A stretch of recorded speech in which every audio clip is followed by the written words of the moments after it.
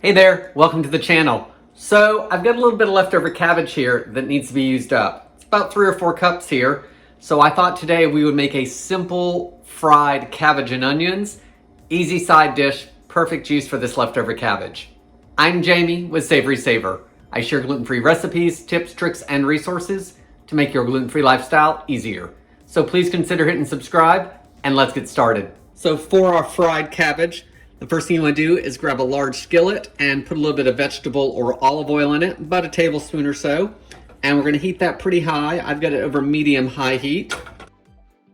Once that's warmed up, I've got 1 large stalk of celery that I have sliced really thin, just as thin as I can get it. It's a good way to use up that celery that is hanging out in the fridge. I've also got half of a medium onion that I've sliced really thin. I just cut the whole onion in half, sliced it into half circles, and then sliced that through once. So let's put all that in here.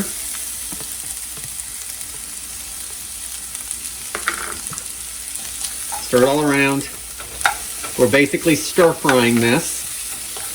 And I'm putting all this in first because the celery and the onion, we don't want anything soggy, but it's going to take a little longer for those two things to cook. And I'm really not going to do it for that long, maybe a couple minutes, if that.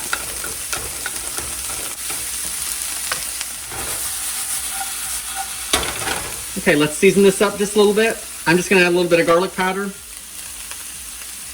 You, of course, could use fresh if you wanted. Instead of salt, I'm going to add about half a teaspoon of chicken bouillon.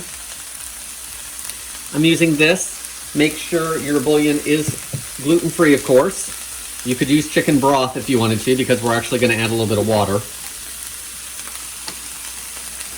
Let's add our water in there. Half a cup. Let's add our shredded cabbage. I've got about 3 or 4 cups here. You can adjust all these vegetables to what you want them at.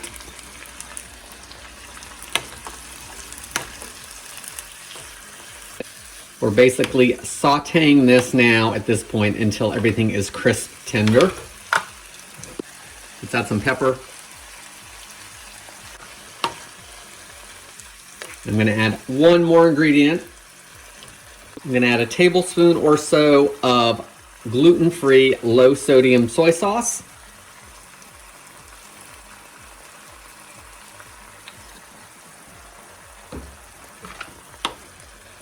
That's why we don't need any salt, because of course the bouillon has some and that soy sauce is loaded with it as well. And you just want to saute this for a couple minutes and then it's ready to serve. Cabbage, onions, celery, a few pantry ingredients or fridge ingredients, soy sauce, chicken broth or bouillon, a little bit of pepper, garlic. Super simple.